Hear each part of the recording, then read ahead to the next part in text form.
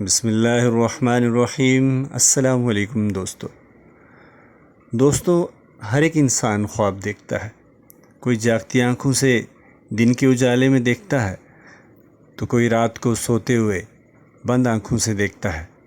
کوئی اپنے سنہرے مستقبل کے خواب دیکھتا ہے، تو کوئی اپنی اولاد کے بارے میں خواب دیکھتا ہے۔ ہر ایک انسان اپنی اپنی منشا اور مرضی کے مطابق، اپنی خواہش کے مطابق خواب دیکھنے کی کوشش کرتا ہے۔ فرق صرف اتنا ہے کہ نیند کے خواب اپنی مرضی کے نہیں ہوتے اور کھلی آنکھوں کے خواب اپنی مرضی کے، اپنی منشا کے مطابق ہوتے ہیں۔ ہاں، فرق صرف اتنا ہے کہ ان کے پورا ہونا یا نہ ہونا وہ سب اللہ کے ہاتھ میں ہے۔ تو ناظرین اکرام، آج کا موضوع بھی کچھ اسی طرح سے ہے کہ خوابوں کی شرعی حیثیت کیا ہے، اور آپ صلی اللہ علیہ وسلم کا ایک فرمان بھی خواب کے بارے میں کہ مومن کا خواب نبوت کا 46واں حصہ ہے۔ ناظرین محترم، ویڈیو کی طرف بڑھنے سے پہلے اب تمام احباب سے گزارش ہے کہ چینل کو سبسکرائب کریں اور ویڈیو کو مکمل واچ کریں اور میری ویڈیو کو لائک بھی کریں۔ تو بڑھتے ہیں ویڈیو کی جانب۔ محترم سامعین اکرام، حضرت ابو ہریرہ رضی اللہ تعالیٰ فرماتے ہیں کہ حضور اقدس صلی اللہ علیہ وآلہ وسلم نے ارشاد فرمایا کہ نبوت منقطع ہو گئی اور سوائے مبشرات کے نبوت کا کوئی حصہ باقی نہیں رہا۔ صحابہ نے سوال کیا کہ یا رسول اللہ صلی اللہ علیہ وآلہ وسلم، مبشرات کیا ہیں؟ مبشرات کے معنی کیا ہیں؟ خوشخبری دینے والی چیزیں۔ جواب میں آپ صلی اللہ علیہ وسلم نے فرمایا کہ سچے خواب یہ اللہ تعالیٰ کی طرف سے مبشرات ہوتے ہیں اور یہ نبوت کا ایک حصہ ہے۔ ایک اور حدیث میں آپ صلی اللہ علیہ وآلہ وسلم نے ارشاد فرمایا کہ مومن کا خواب نبوت کا 46واں حصہ ہے۔ مطلب اس کا یہ ہے کہ جب حضور اقدس صلی اللہ علیہ وآلہ وسلم کی بعثت کا وقت آیا تو ابتدا میں 6 ماہ تک آپ صلی اللہ علیہ وآلہ وسلم پر وحی نہیں آئی، بلکہ 6 ماہ تک آپ صلی اللہ علیہ وآلہ وسلم کو سچے خواب آتے رہے۔ حدیث میں آتا ہے کہ جب حضور اقدس صلی اللہ علیہ وآلہ وسلم کوئی خواب دیکھتے تو جو واقعہ آپ صلی اللہ علیہ وآلہ وسلم نے خواب میں دیکھا ہوتا وہی واقعہ بیداری میں پیش آ جاتا اور آپ صلی اللہ علیہ وآلہ وسلم کا وہ خواب سچا ہو جاتا اور صبح کے اجالے کی طرح اس خواب کا سچا ہونا لوگوں کے سامنے واضح ہو جاتا۔ اس طرح 6 ماہ تک آپ صلی اللہ علیہ وآلہ وسلم کو سچے خواب آتے رہے۔ اس کے بعد پھر وحی کا سلسلہ شروع ہوا اور نبوت ملنے کے بعد 23 سال تک آپ صلی اللہ علیہ وآلہ وسلم دنیا میں تشریف فرما رہے۔ ان 23 سالوں میں سے 6 ماہ کا عرصہ صرف سچے خوابوں کا زمانہ تھا۔ اب 23 کو 2 سے ضرب دیں گے تو 46 بن جائیں گے۔ اس لیے آپ صلی اللہ علیہ وآلہ وسلم نے فرمایا کہ سچے خواب نبوت کا 46واں حصہ ہے۔ گویا کہ حضور اقدس صلی اللہ علیہ وآلہ وسلم کے نبوت کے زمانے کو 46ویں حصوں میں تقسیم کیا جائے تو اس میں سے ایک حصے میں آپ صلی اللہ علیہ وآلہ وسلم کو سچے خواب ہی آتے رہے، وہی نہیں آئی۔ اسی لیے آپ صلی اللہ علیہ وآلہ وسلم نے فرمایا کہ مومن کا خواب نبوت کا 46واں حصہ ہے، اور اشارہ اس طرف کر دیا کہ یہ سلسلہ میرے بعد بھی جاری رہے گا اور مومنوں کو سچے خواب دکھائے جائیں گے اور ان کے ذریعے بشارتیں دی جائیں گی۔ ایک اور حدیث میں یہ بھی فرمایا کہ قیامت کے قریب آخری زمانے میں مسلمانوں کو بیشتر خواب سچے آئیں گے۔ اس سے معلوم ہوا کہ خواب بھی اللہ تعالیٰ کی ایک نعمت ہے اور آدمی کو اس کے ذریعے بشارتیں ملتی ہیں، لہٰذا اگر خواب کے ذریعے کوئی بشارت ملے تو اس پر اللہ تعالیٰ کا شکر ادا کرے۔ خواب کے بارے میں مختلف رائے ہیں، لیکن ہمارے یہاں خواب کے معاملے میں بڑی افراط و تفریط پائی جاتی ہے۔ بعض لوگ تو وہ ہیں جو سچے خوابوں کے قائل ہی نہیں، نہ خواب کے قائل نہ خواب کی تعبیر کے قائل ہیں، اور یہ خیال غلط ہے۔ اس لیے کہ ابھی آپ صلی اللہ علیہ وآلہ وسلم کی حدیث آپ کے سامنے بیان کی کہ سچے خواب نبوت کا 46واں حصہ ہیں، اور آپ صلی اللہ علیہ وآلہ وسلم نے فرمایا کہ یہ سچے خواب مبشرات ہیں۔ اور دوسری طرف بعض لوگ وہ ہیں جو خوابوں ہی کے پیچھے پڑے رہتے ہیں اور خواب ہی کو نجات کا ذریعہ سمجھتے ہیں۔ اگر کسی نے اچھا خواب دیکھ لیا تو بس اس کے معتقد ہو گئے، اور اگر کسی نے اپنے بارے میں اچھا خواب دیکھ لیا تو اپنا ہی معتقد ہو گیا کہ میں اب پہنچا ہوا بزرگ ہو گیا ہوں۔ یہ خواب تو سونے کی حالت میں ہوتا ہے، لیکن بعض اوقات اللہ تعالیٰ بیداری کی حالت میں کچھ چیزیں دکھاتے ہیں جس کو کشف کہتے ہیں۔ چنانچہ اگر کسی کو کشف ہو گیا تو لوگ اسی کو سب کچھ سمجھ بیٹھتے ہیں کہ یہ بہت بڑا بزرگ آدمی ہے۔ اب چاہے بیداری کے اندر اس کے حالات سنت کے مطابق نہ بھی ہوں، خوب سمجھ لیجئے کہ انسان کی فضیلت کا اصل معیار خواب اور کشف نہیں، بلکہ اصل معیار یہ ہے کہ اس کی بیداری کی زندگی سنت کے مطابق ہے یا نہیں، بیداری کی حالت میں وہ گناہوں سے پرہیز کر رہا ہے یا نہیں، بیداری کی حالت میں وہ اللہ تعالیٰ کی اطاعت کر رہا ہے یا نہیں۔ اگر اطاعت نہیں کر رہا تو پھر اس کو 1000 خواب نظر آئے ہوں، 1000 کشف ہوتے ہوں، 1000 کرامتیں اس کے ہاتھ پر صادر ہوتی ہوں، وہ معیار فضیلت نہیں۔ آج کل اس معاملے میں بڑی سخت گمراہی پھیلی ہوئی ہے۔ پیری مریدی کے ساتھ اس کو لازم سمجھ لیا گیا ہے۔ ہر وقت لوگ خوابوں اور کشف و کرامات ہی کے پیچھے پڑے رہتے ہیں۔ خواب کی حیثیت حضرت محمد بن سیرین رحمۃ اللہ علیہ جو بڑے درجے کے تابعین میں سے ہیں اور خواب کی تعبیر میں امام ہیں، پوری امت محمدیہ میں ان سے بڑا عالم خواب کی صحیح تعبیر دینے والا شاید اور کوئی پیدا ہوا ہو۔ اللہ تعالیٰ نے ان کو خواب کی تعبیر دینے میں ایک خاص ملکہ عطا فرمایا تھا۔ ان کے بڑے عجیب و غریب واقعات مشہور ہیں، لیکن ان کا ایک اتنا پیارا چھوٹا جملہ ہے جو یاد رکھنے کے قابل ہے، جو خواب کی اصل حقیقت کو واضح کر دیتا ہے۔ انہوں نے فرمایا کہ یعنی خواب ایک ایسی چیز ہے جس سے انسان خوش ہو جائے کہ اللہ تعالیٰ نے اچھا خواب دکھایا، لیکن خواب کسی انسان کو دھوکے میں نہ ڈالے اور وہ یہ نہ سمجھے کہ میں بہت پہنچا ہوا ہو گیا اور اس کے نتیجے میں بیداری کے اعمال سے غافل ہو جائے۔ حضرت تھانوی رحمۃ اللہ سے بہت سے لوگ خواب کی تعبیر پوچھتے کہ میں نے یہ خواب دیکھا، میں نے یہ خواب دیکھا۔ حضرت تھانوی رحمۃ اللہ عام طور پر خواب میں یہ شعر پڑھتے تھے: نہ شبنم نہ شب پرستم کے حدیث خواب گویم، من غلام آفتابم ہمہ زی آفتاب گویم۔ یعنی نہ تو میں رات ہوں نہ رات کو پوجنے والا ہوں کہ خواب کی باتیں کروں۔ اللہ تعالیٰ نے تو مجھے آفتاب سے نسبت عطا فرمائی ہے، یعنی آفتاب رسول اللہ صلی اللہ علیہ وآلہ وسلم تھے، اس لیے میں تو اسی کی بات کہتا ہوں۔ بہرحال خواب کتنے ہی اچھے آ جائیں، اس پر اللہ تعالیٰ کا شکر ادا کرو، وہ مبشرات ہیں، اور ہو سکتا ہے اللہ تعالیٰ کسی وقت اس کی برکت عطا فرما دے، لیکن بعض خواب کی وجہ سے بزرگی اور فضیلت کا فیصلہ نہیں کرنا چاہیے۔ حضرت مفتی شفیع عثمانی صاحب کے بارے میں 20 افراد نے خواب دیکھے۔ مثلا خواب میں حضور اقدس صلی اللہ علیہ وآلہ وسلم کی زیارت ہوئی اور حضور اقدس صلی اللہ علیہ وآلہ وسلم کو حضرت مفتی شفیع عثمانی صاحب کی شکل میں دیکھا۔ یہ اور اس قسم کے دوسرے خواب بے شمار افراد نے دیکھے۔ چنانچہ جب لوگ اس قسم کے خواب لکھ کر بیچتے تو حضرت والد صاحب رحمۃ اللہ اس کو اپنے پاس محفوظ رکھ لیتے اور ایک رجسٹر جس پر یہی عنوان تھا، مبشرات یعنی خوشخبری دینے والے خواب، اس رجسٹر میں نقل کرا دیتے تھے۔ لیکن اس رجسٹر کے پہلے صفحے پر اپنے قلم سے یہ نوٹ لکھا ہوا تھا: اس رجسٹر میں ان خوابوں کو نقل کر رہا ہوں جو اللہ تعالیٰ کے نیک بندوں نے میرے بارے میں دیکھے ہیں، اس غرض سے نقل کر رہا ہوں کہ بہرحال یہ مبشرات ہیں، فعال نیک ہیں، اللہ تعالیٰ اس کی برکت سے میری اصلاح فرما دے۔ لیکن میں سب پڑھنے والوں کو متنبہ کر رہا ہوں کہ آگے جو خواب ذکر کیے جا رہے ہیں یہ ہرگز مدار فضیلت نہیں اور ان کی بنیاد پر میرے بارے میں فیصلہ نہ کیا جائے، بلکہ اصل بیداری کے افعال و اقوال ہیں، لہٰذا اسی کی وجہ سے آدمی دھوکے میں نہ پڑے کہ خواب میں یہ دیکھا اور وہ دیکھا۔ یہ آپ نے اس لیے لکھ دیا کہ کوئی پڑھ کر دھوکہ نہ کھائے، بس یہ حقیقت ہے خواب کی۔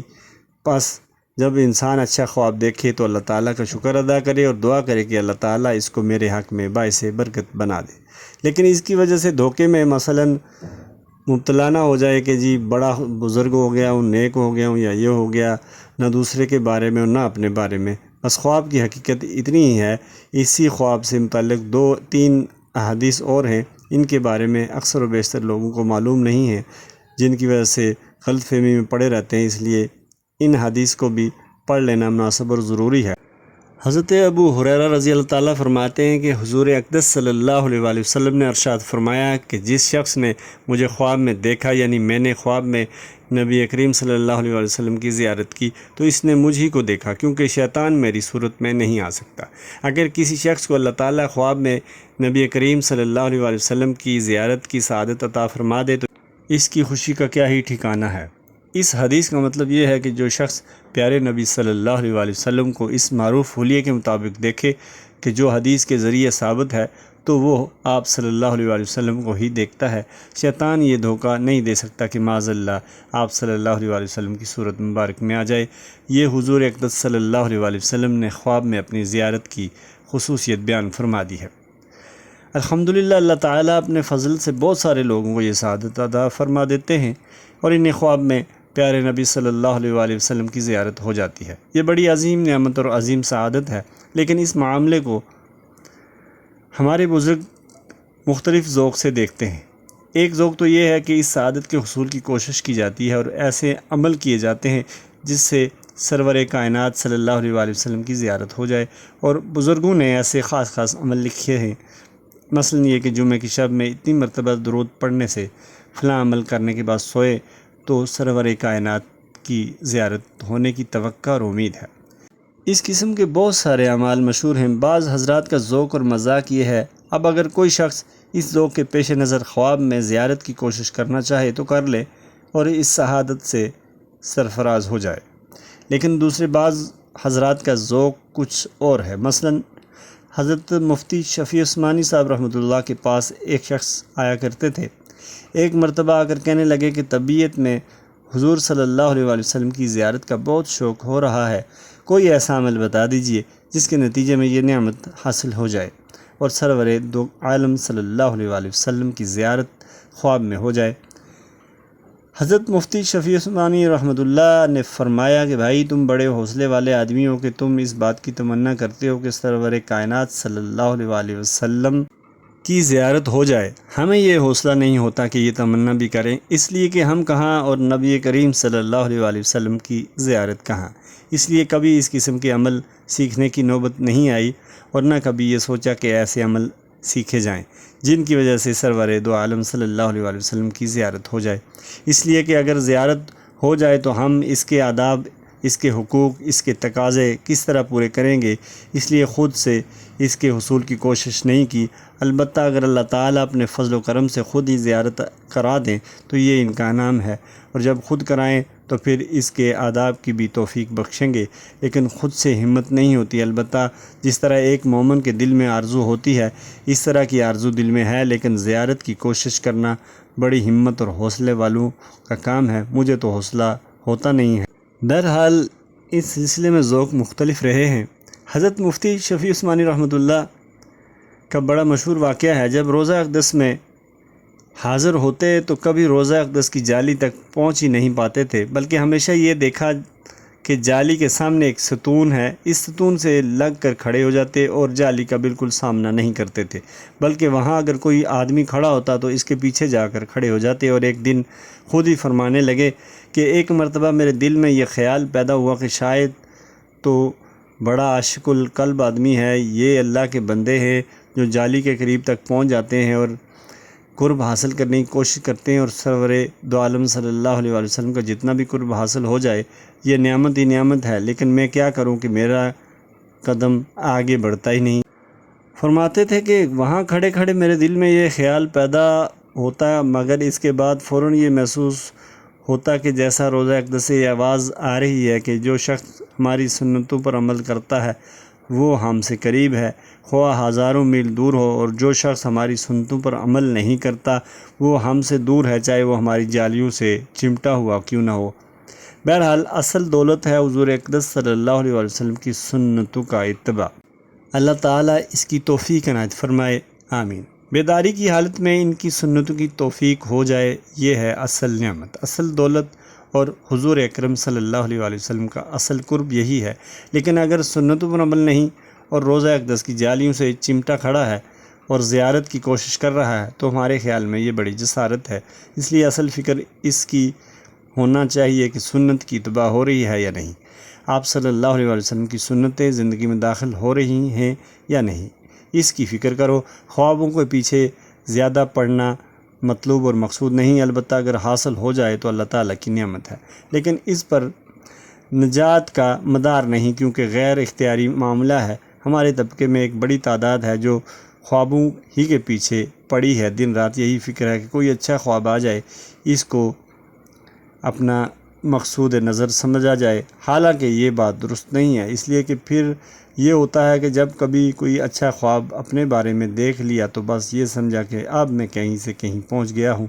خوب سمجھ لیں کہ خواب اپنی ذات میں نہ تو کسی کا درجہ بلند کرتا ہے اور نہ اجر و ثواب کا موجب ہے، بلکہ اصل مدار بیداری کے اعمال پر ہے۔ یہ دیکھو کہ تم بیداری میں کیا عمل کر رہے ہو۔ لہٰذا اگر کسی شخص نے خواب میں دیکھا کہ میں جنت میں پھر رہا ہوں اور جنت کے باغات اور محلات کی سیر کر رہا ہوں تو یہ بڑی اچھی بشارت ہے، لیکن اس کی وجہ سے اس دھوکہ میں نہ آئے کہ میں تو جنتی ہو گیا، لہٰذا اب مجھے کسی عمل اور کوشش کی حاجت نہیں ہے۔ یہ خیال غلط ہے اور سوچ بھی غلط ہے، بلکہ اگر کوئی شخص اچھا خواب دیکھنے کے بعد اعمال کے اندر اور زیادہ اتباع کا اہتمام کرنے لگتا ہے تو یہ اس بات کی علامت ہے کہ وہ خواب اچھا اور سچا تھا اور بشارت والا تھا، اور اس سے اس نے غلط نتیجہ نہیں نکالا۔ لیکن اگر خدا نخواستہ یہ ہوا کہ خواب دیکھنے کے بعد اعمال چھوڑ بیٹھا اور اعمال کی طرف سے غفلت ہو گئی تو اس کا مطلب یہ ہے کہ خواب نے اس کو دھوکے میں ڈال دیا۔ یہ بات سمجھ لینی چاہیے کہ اگر خواب میں آپ صلی اللہ علیہ وسلم کی زیارت ہو گئی تو اس کا حکم یہ ہے کہ حضور اکرم صلی اللہ علیہ وسلم کا فرمان کہ جو کوئی مجھے خواب میں دیکھتا ہے تو مجھے ہی دیکھتا ہے، اس لیے کہ شیطان میری صورت میں نہیں آ سکتا۔ لہٰذا اگر خواب میں آپ صلی اللہ علیہ وسلم کی زیارت ہو اور وہ کوئی ایسا کام کرنے کو کہیں جو شریعت کے دائرے میں ہے، مثلا فرض ہے یا واجب ہے یا سنت ہے یا مباح ہے، تو پھر اس کو اہتمام سے کرنا چاہیے۔ اس لیے جو کام شریعت کے دائرے میں ہے اس کے کرنے کا جب آپ صلی اللہ علیہ وسلم حکم فرما رہے ہیں تو وہ خواب سچا ہوگا۔ اس کام کا کرنا ہی اس کے حق میں مفید ہے، اور اگر نہیں کرے گا تو بعض اوقات اس کے حق میں بے برکتی شدید ہو جائے گی۔ لیکن اگر خواب میں حضور اکرم صلی اللہ علیہ وسلم ایسی بات کا حکم دیں جو شریعت کے دائرے میں نہیں ہے، مثلا خواب میں آپ صلی اللہ علیہ وسلم کی زیارت ہوئی اور ایسا محسوس ہوا کہ آپ صلی اللہ علیہ وسلم نے ایک ایسی بات کا حکم فرمایا جو شریعت کے ظاہری احکام کے دائرے میں نہیں ہے، تو خوب سمجھ لیجئے کہ اس خواب کی وجہ سے وہ کام کرنا جائز نہیں ہوگا، اس لیے کہ ہمارے دیکھے ہوئے خواب کی بات کو اللہ تعالیٰ نے مسائل شریعت میں حجت نہیں بنایا، اور جو ارشادات حضور اکرم صلی اللہ علیہ وسلم سے قابل اعتماد واسطوں سے ہم تک پہنچے ہیں وہ حجت ہیں، ان پر عمل کرنا ضروری ہے، خواب کی بات پر عمل کرنا ضروری نہیں، کیونکہ یہ بات تو بالکل 100% ہے، واضح ہے کہ شیطان آپ صلی اللہ علیہ وسلم کی صورت مبارکہ میں نہیں آ سکتا، لیکن بعض اوقات خواب دیکھنے والے کے ذاتی خیالات اس خواب کے ساتھ مل کر گڈ مڈ ہو جاتے ہیں اور اس کی وجہ سے اس کو غلط بات یاد رہ جاتی ہے یا سمجھنے میں غلطی ہو جاتی ہے، اس لیے ہمارے خواب حجت نہیں۔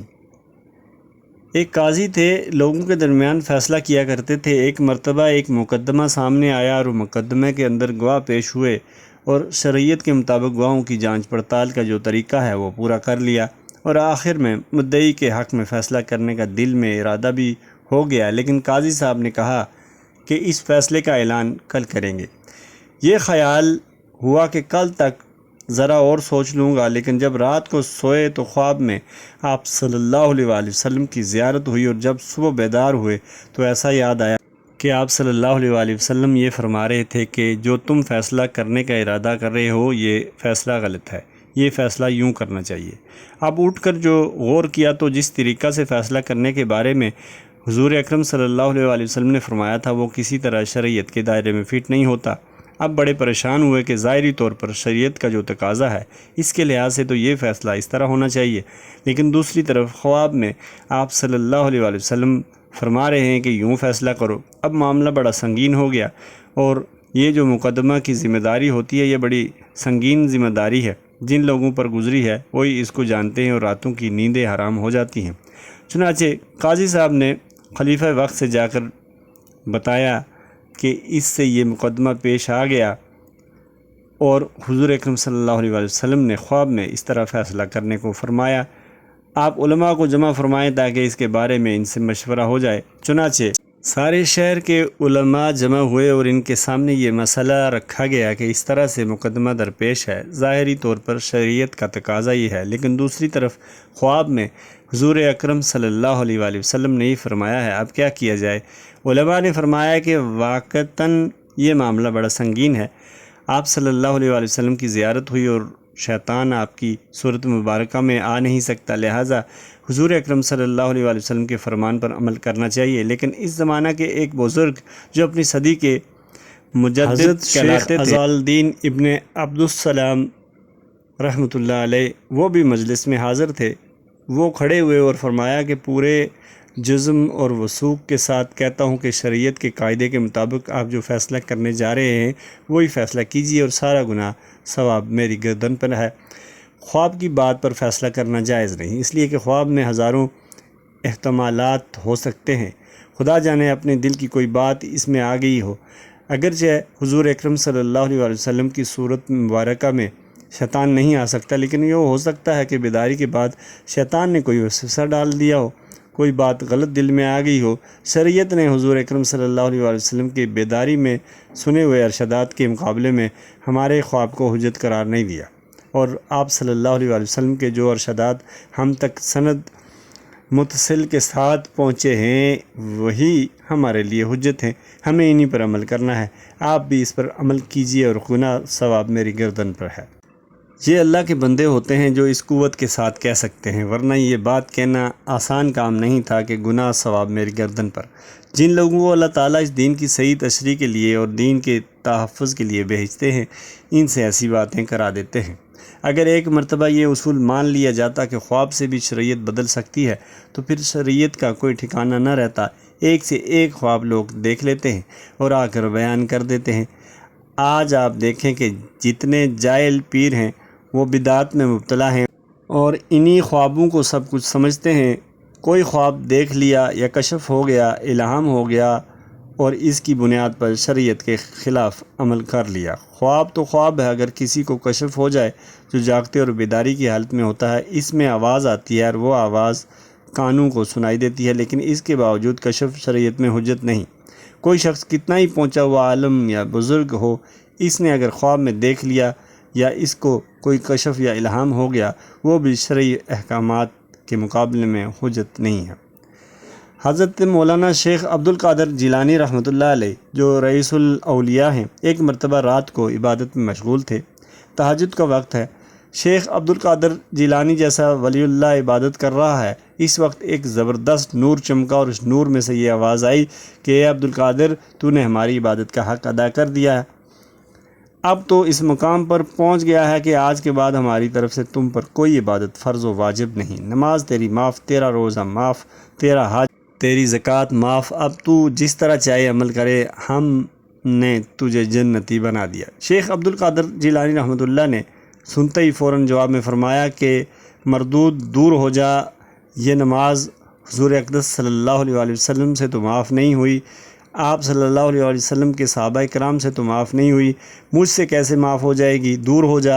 یہ کہہ کر شیطان کو دور کر دیا۔ اس کے بعد ایک اور نور چمکا جو پہلے سے بھی بڑا نور تھا۔ اس میں سے آواز آئی کہ عبد القادر، تیرے علم نے آج تجھے بچا لیا، ورنہ یہ وہ داؤ ہے جس سے میں نے بڑوں کو ہلاک کر دیا ہے۔ اگر تیرے پاس علم نہ ہوتا تو ہلاک ہو جاتا۔ حضرت شیخ نے فرمایا کہ مردود دوبارہ بہکا رہا ہے، میرے علم نے مجھے نہیں بچایا، میرے اللہ نے مجھے بچا لیا ہے۔ عارفین فرماتے ہیں کہ یہ دوسرا داؤ پہلے سے زیادہ سنگین تھا، اس لیے کہ اس وقت شیطان نے ان کے اندر علم کا ناز پیدا کرنا چاہا تھا، لیکن تمہارے علم اور تقوی نے تمہیں بچا لیا، لیکن آپ نے اس کو بھی بھائیو یہ راستہ بڑا خطرناک ہے۔ آج کل خاص طور پر جس طرح کا مذاق بنا ہوا ہے کہ لوگ خواب، کشف، کرامات اور علامات کے پیچھے پڑے ہوئے ہیں، یہ دیکھے بغیر کہ شریعت کا تقاضا کیا ہے۔ اچھے خاصے دیندار اور پڑھے لکھے لوگوں نے یہ دعویٰ کرنا شروع کر دیا کہ مجھے یہ کشف ہوا ہے کہ فلاں حدیث صحیح نہیں ہے، اور صحیح بخاری اور صحیح مسلم کی فلاں حدیث یہودیوں کی گڑی ہوئی ہے، اور مجھے یہ بات کشف کے ذریعے معلوم ہوئی ہے۔ اگر اس طریقہ سے کشف ہونے لگے تو دین کی بنیادیں ہل جائیں۔ اللہ تعالیٰ ان علماء کو گری کے رحمت کرے جن کو در حقیقت اللہ تعالیٰ نے دین کا محافظ بنا دیا، یہ دین کے چوکیدار ہیں۔ لوگ ان پر ہزار لعنتیں ملامتیں کریں، لیکن اللہ تعالیٰ نے ان کو دین کا محافظ اور نگہبان بنا دیا ہے، اور اب کوئی دین پر حملہ نہ کر سکے، نہ دین میں تعریف ہو سکے۔ چنانچہ ان علماء نے صاف صاف کہہ دیا کہ چاہے خواب ہو یا کشف یا کرامت ہو، ان میں سے کوئی چیز بھی دین میں حجت نہیں۔ وہ چیزیں حجت ہیں جو آپ صلی اللہ علیہ وآلہ وسلم سے بیداری کے عالم میں ثابت ہیں۔ کبھی خواب، کشف اور الہام اور کرامت کے دھوکے میں مت آنا۔ حضرت تھانوی رحمۃ اللہ فرماتے ہیں کہ صحیح کشف تو دیوانوں بلکہ کافروں کو بھی ہو جاتا ہے، اس لیے کبھی اس دھوکے میں مت آنا کہ نور نظر آ گیا یا دل چلنے لگا یا دل دھڑکنے لگا وغیرہ، اس لیے کہ یہ سب چیزیں ایسی ہیں کہ شرعیت میں ان چیزوں پر فضیلت کا کوئی مدار نہیں۔ حضرت ابو قتادہ رضی اللہ تعالیٰ سے روایت ہے کہ حضور اقدس صلی اللہ علیہ وآلہ وسلم نے ارشاد فرمایا کہ اچھا خواب اللہ تعالیٰ کی طرف سے ہوتا ہے اور برا خواب شیطان کی طرف سے ہوتا ہے، لہٰذا جو شخص خواب میں کوئی ایسی چیز دیکھے جو ناگوار ہو تو بائیں طرف 3 مرتبہ تھتکار دے اور اعوذ باللہ من الشیطان الرجیم پڑھ لے۔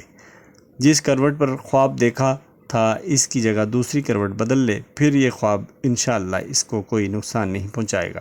مثلا بعض انسان کچھ ڈراؤنے خواب دیکھ لیتے ہیں یا کوئی برا واقعہ دیکھ لیتے ہیں، تو ایسے موقع کے لیے آپ صلی اللہ علیہ وسلم نے تلقین فرما دی کہ جیسے ہی آنکھ کھلے فوراً یہ عمل کرے، اور اگر کوئی اچھا خواب دیکھے، مثلا اپنے بارے میں کوئی دینی یا دنیاوی ترقی دیکھی، اور اس صورت میں اپنے جاننے والے اور اپنے محبت کرنے والوں کے سامنے اس خواب کا تذکرہ کرے، دوسروں کو نہ بتائے، کیونکہ بعض اوقات ایک آدمی وہ خواب سن کر اس کی الٹی سیدھی تعبیر بیان کر دیتا ہے، جس کی وجہ سے اس اچھے خواب کی تعبیر اس کے مطابق ہو جاتی ہے۔ اس لیے اپنے محبت کرنے والوں کو وہ خواب بتائے اور اس پر اللہ تعالیٰ کا شکر ادا کرے۔ اگر کوئی شخص یہ کہے کہ میں نے خواب دیکھا اور پھر وہ اپنا خواب بیان کرنے لگے، تو ایسے موقع پر آپ صلی اللہ علیہ وسلم کا معمول یہ تھا کہ جب کوئی شخص آ کر بتاتا کہ میں نے یہ خواب دیکھا ہے، تو آپ صلی اللہ علیہ وسلم دعا فرماتے تھے، یعنی اللہ تعالیٰ اس خواب کی تعبیر تم کو خیر کی صورت میں عطا کرے اور اس کے شر سے تمہاری حفاظت فرمائے، اور خدا کرے کہ یہ خواب ہمارے لیے اچھا ہو اور ہمارے دشمنوں کے لیے برا ہو۔ اس دعا میں آپ صلی اللہ علیہ وسلم نے ساری باتیں جمع فرما دیں۔ آپ حضرات بھی اس کا معمول بنا لیں کہ جب بھی کوئی شخص آ کر اپنا خواب بیان کرے تو اس کے لیے یہ دعا کریں، اور اگر عربی میں یاد نہ ہو تو اردو میں ہی یاد کر لیں۔ یہ ہیں خواب کے آداب اور خواب کی حیثیت، بس ان باتوں کو ذہن میں رکھنا چاہیے۔ لوگوں میں بہت ساری فضولیات خواب کے بارے میں پھیلی ہوئی ہیں، ان سے اپنے آپ کو بچانا چاہیے۔ اللہ تعالی ہم سب کی حفاظت فرمائے اور دین پر صحیح طریقے سے عمل کرنے کی توفیق عنایت فرمائے۔ اللہ تعالی اپنے پیارے حبیب صلی اللہ علیہ وآلہ وسلم کی سنتوں کے مطابق اعمال کر کے دونوں جہانوں میں کامیاب ہونے کی توفیق عنایت فرمائے۔ اللہ تعالی ہم سب کا حامی و ناصر ہو۔ اگلی ویڈیو تک کے لیے اجازت دیجیے۔ اللہ نگہبان۔